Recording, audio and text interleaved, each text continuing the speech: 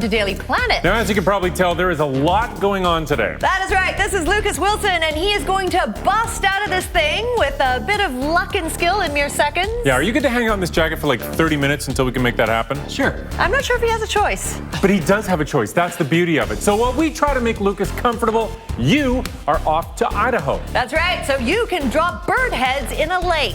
She's not kidding.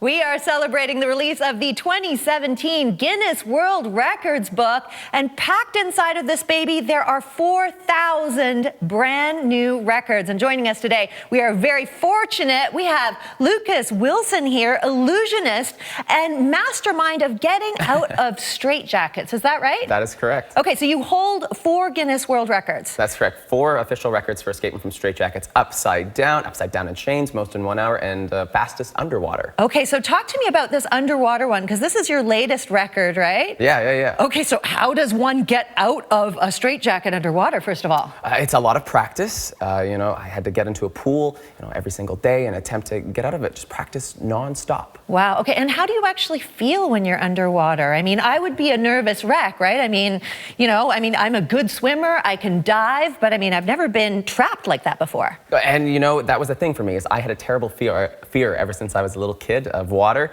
and I figured, why go through life having this fear? Why not tackle it Why not up head the on? ante? Up the ante, tackle it head on, put on a straitjacket, jump in a pool of water, and attempt to break a Guinness World Record and overcome a fear at the same time. So if you were to give people tips, what kind of tips would you offer people to do things like this? I know that you talked about going through some training, a lot of it is practice, but how about mentally? How do you focus? How do you prepare?